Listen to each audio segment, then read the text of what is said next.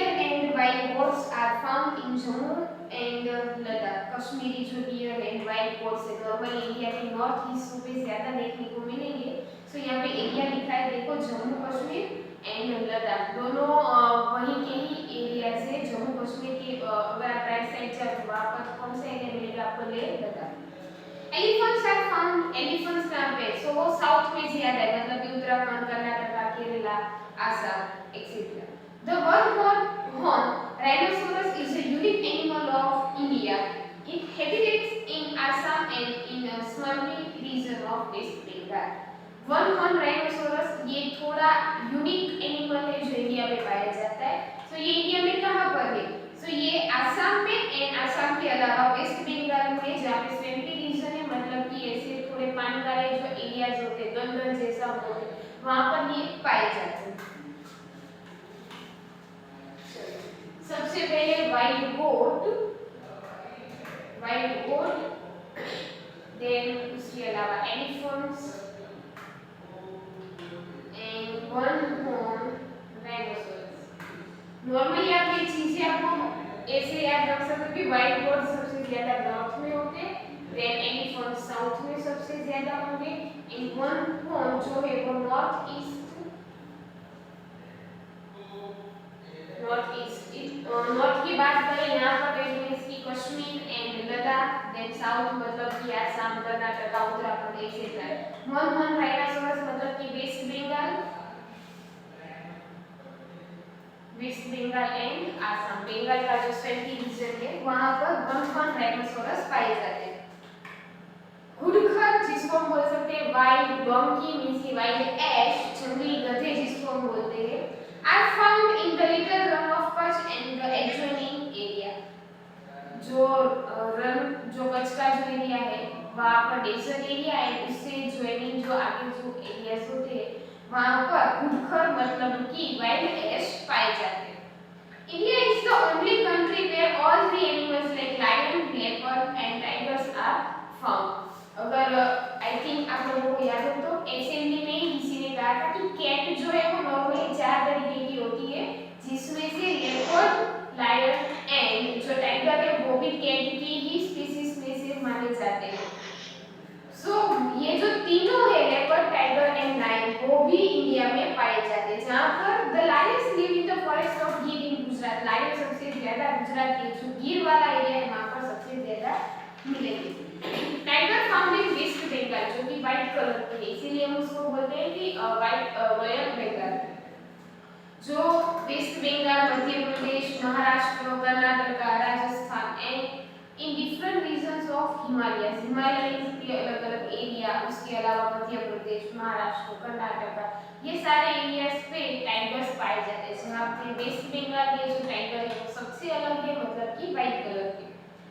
Royal Bengal tiger मतलब कि tiger of Bengal is one of the 8 species in the world क्योंकि पूरे वर्ल्ड में और कहीं पे नहीं है ये जो व्हाइट टाइगर है वो बंगाल में पाए जाते हैं। और कुछ टाइम पहले जो एरियाज है मतलब कि आसाम उड़ीसा का जो एरिया है वहाँ पे ब्लैक कलर के टाइगर की एक फैमिली देखी गई है जो ऐसा माना जाता है कि वो एक्सटिंक्ट हो चुके थे मतलब कि वो ब्लैक कलर के टाइगर देखने को नहीं मिलते थे। मैं पेंटर की बात नहीं कर रही टाइगर जो स्पीशीज में से खत्म हो चुके थे जो कुछ टाइम पहले उनको वहाँ पे देखा गया।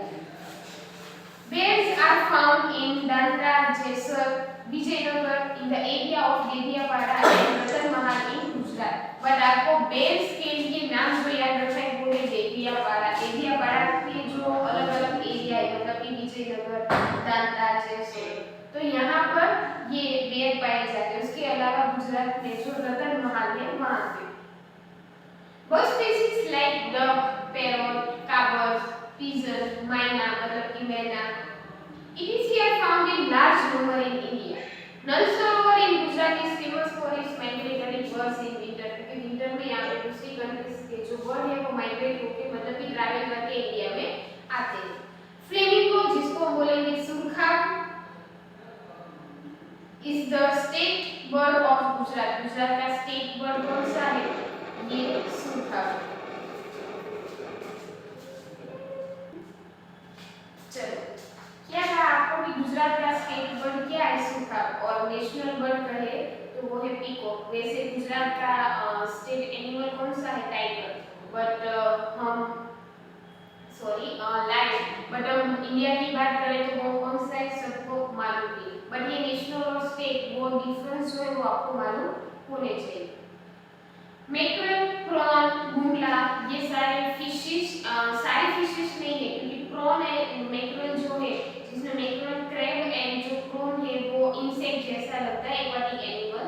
बुंगला, shark, dolphin, salmon it is this species of fish are found in the coastal areas of India. But आप जब इसको देखो तो वो फिश जैसे घरे नहीं लगते। हमने नॉर्मल फिश की एक लिमिटेड साइज देखी है बट इसमें शार्क एंड डॉल्फिन क्या है? फिश है। बट आपको उसकी साइज देखो तो आपको वो थोड़ी फिश से अलग लगती है बट वो वेरिएशन किस में माने जाते हैं? फिश में। तो ये सारे जो एनिमल्स थे मतलब कि एक्वाटिक एनिमल्स वो पानी में पाए जाते हैं। In India different type of deer and many species of snake are found. Red pandas are found in the snow forest of the Himalayas. Himalayas जहाँ पे स्नो फॉरेस्ट है वहाँ पर ये जो रेड pandas है वो पाए जाएंगे। देखो वाइल्ड एनिमल्स में हमने जो देखा उसमें स्पेशली आपको याद रखना है कि वाइल्ड गोट जो कि कश्मीर में एंड लद्दाख में पाए जाएंगे। एलिफेंट साउथ में मतलब कि कर्नाटका, आसाम, उत्तराखंड। वन राइनोसोरस दो नाम दिए आपको आसाम एंड वेस्ट बंगाल। उसके अलावा आपको दिया है घुड़खर मतलब कि वाइल्ड एश। तो वो जो कच्छ का जो एरिया है लिटिल रन वहाँ पे डेजर्ट एरिया में पाए जाएंगे। फिर आपको लिखा है लायन के बारे में। तो लायन, लेपर्ड ये जो एनिमल्स है वो इंडिया में एक साथ तीनों पाए जाते हैं जहाँ पे लायन सबसे ज्यादा कहाँ पर है? गिर के एरिया में। उसके बाद टाइगर की बात करें तो मध्य प्रदेश, वेस्ट बंगाल एक्सेट्रा जहाँ पे वेस्ट बंगाल का जो स्पेशल व्हाइट टाइगर है उसके लिए एरिया काफी फेमस है। इसीलिए उस टाइगर को हम रॉयल बेंगल टाइगर भी बोलते हैं। देन बेर्स का बेर्स तो देवियावाड़ा। बर्ड्स में बहुत सारी वेराइटीज है। इट मींस कि आपको कुछ बर्ड्स के नाम लिखने हैं वहाँ पे and same to same varieties fishes में भी है तो आपको फिश के भी नाम लिखने हैं जैसे कि मैक्रेल है, प्रॉन है, then salmon, dolphin etcetera. Well birds लिखे तो आपको कुछ बर्ड्स के नाम एटलीस्ट आने चाहिए जो आप बोल सकते हो कि वो वेरिएशन इंडिया में है। उसके अलावा इंडिया में स्नेक एंड डियर्स भी पाए गए हैं। तो आप बोल सकते हो कि इंडिया में जो वाइल्ड लाइफ की जो वेराइटी है वो बहुत ही ज्यादा है। एंडेंजर्ड वाइल्ड लाइफ कोई बताएगा कि एंडेंजर्ड का मतलब क्या है?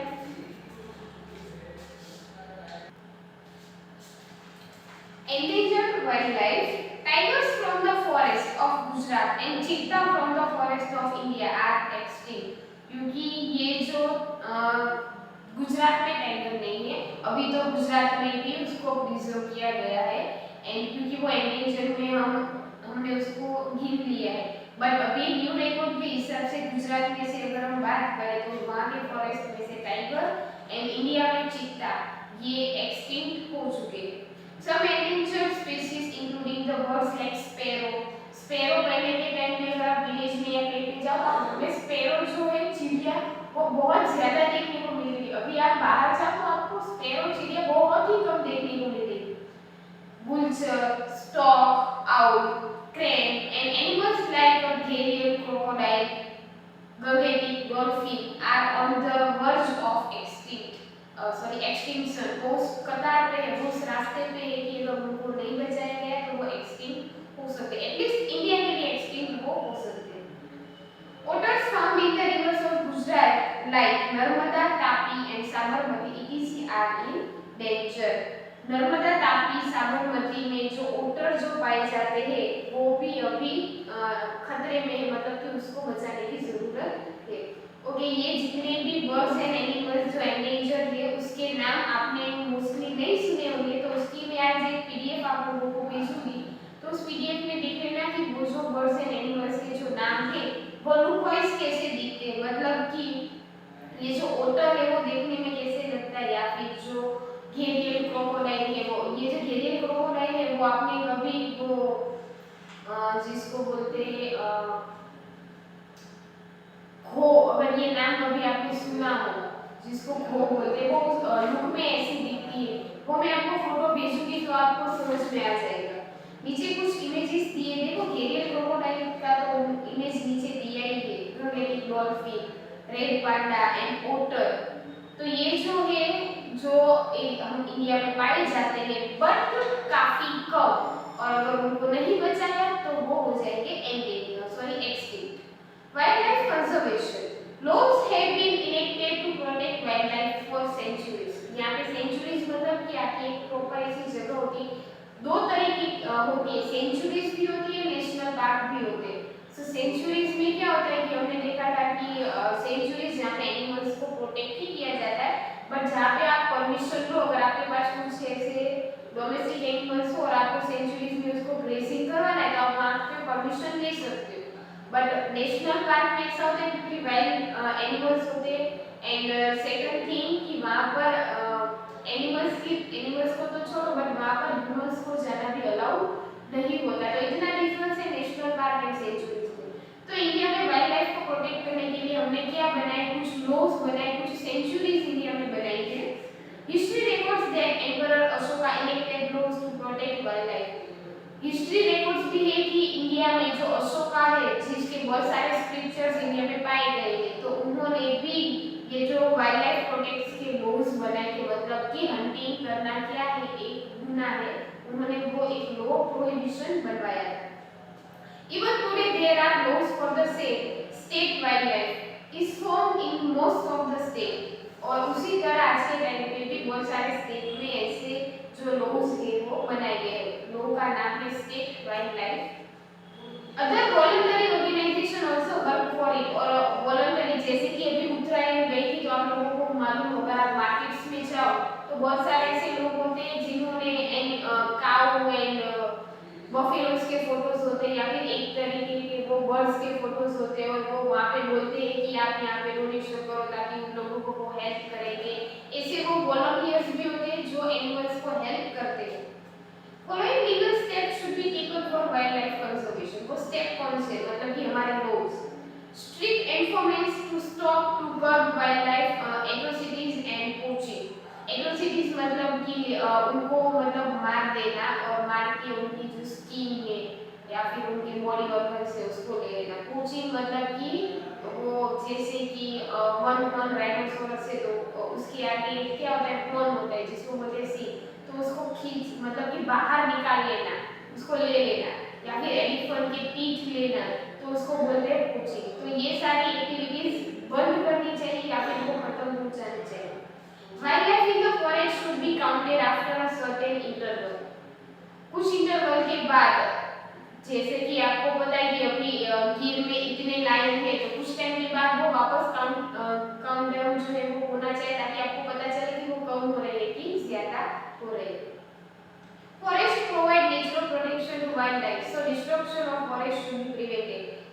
फॉरेस्ट जो है वो वाइल्ड लाइफ एनिमल्स के लिए एक नेचुरल रिहेबिलिटेशन है, जहाँ पे वो रहते हैं, जहाँ पे वो प्रोटेक्ट हो सकते हैं। सो ये जो डिफोरेस्टेशन है वो कम हो जाना चाहिए, वो प्रिवेंट करना चाहिए, फॉरेस्ट कम नहीं होनी चाहिए।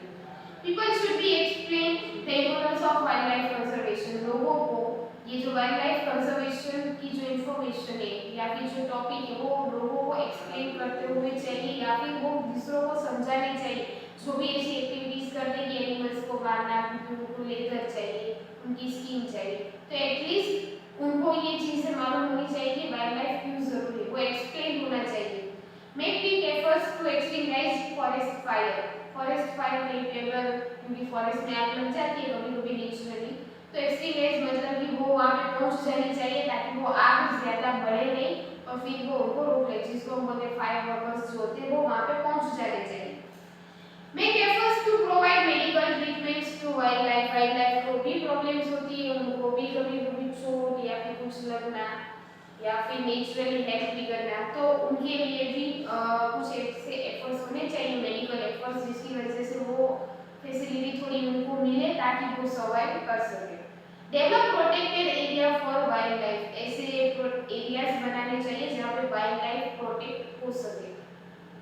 Awareness should be brought through the media. Awareness और मीडिया से भी तो लोगों तक पहुंचा सकते हैं, जैसे कि एडवर्टाइजमेंट करना, An adequate supply of water, food and natural habitat should be arranged for the wildlife. अगर आप सेंचुरीज नेशनल पार्क बना रहे हो उनके रहने के लिए, तो फिर उनके लिए उनको जितना जरूरी है उतना पानी, फूड या फिर क्योंकि उनको नेचुरल हैबिटेट मतलब कि फॉरेस्ट का एक कंफर्ट जोन चाहिए, तो ये सारी चीजें उनको प्रोवाइड होनी चाहिए। तो ये सारे स्टेप है कि अगर वो एक ह्यूमन अगर उसको फॉलो करता है तो एटलीस्ट हम जो वाइल्ड लाइफ है उसको बचा सकते हैं।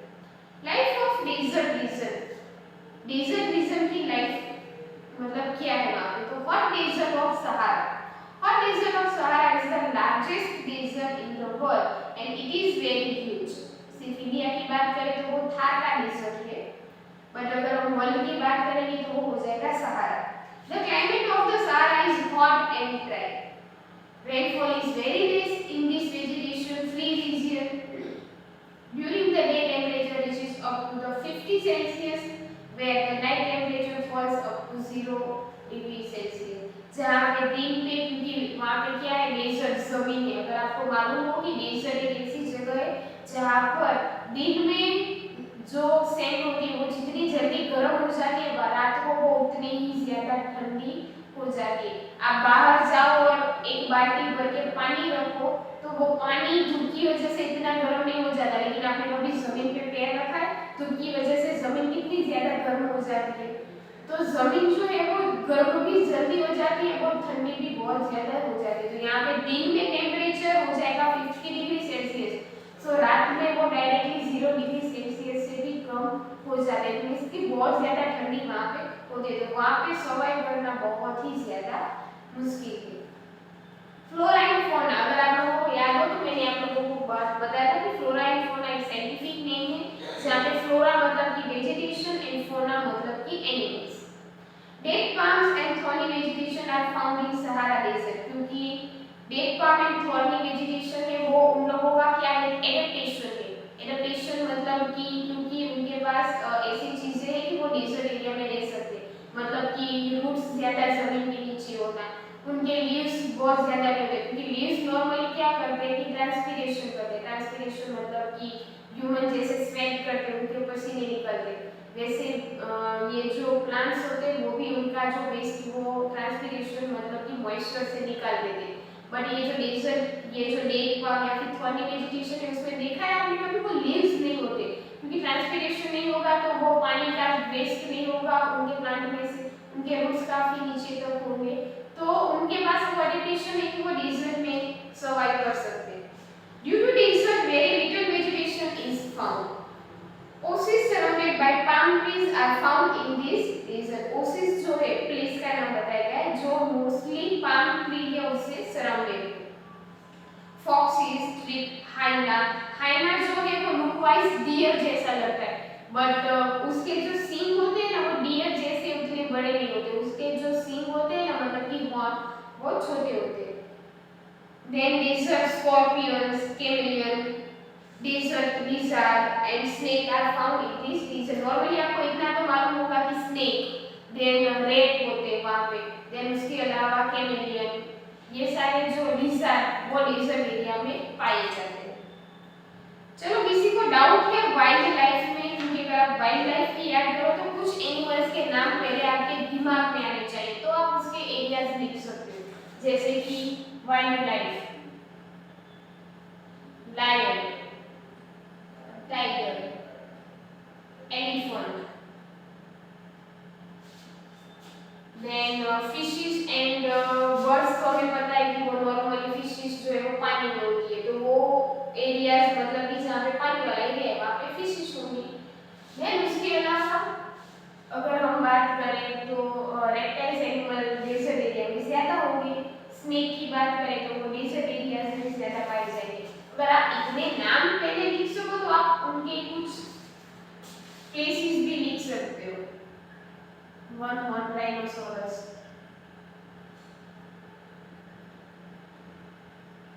तो ये अगर आपको नाम मालूम होंगे तो आप लिख पाओगे कि अगर आप वाइल्ड एस की बात करो,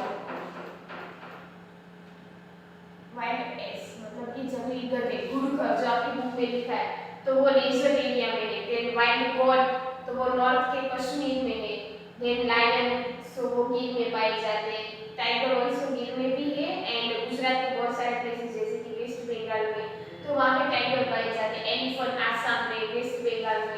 देन मेल जो है वो टेडियापारा एरियाज में, वन जो राइनोसोरस है ये जो है वो आसाम में पाए जाते हैं, देन स्नेक डेजर्ट एरियाज में। तो एटलीस्ट आप उनके बारे में कुछ लिख सकते हो, उनके स्टेप कि उनको प्रोटेक्ट कैसे किया जाता है वो हमने अभी अभी बुक में देखा।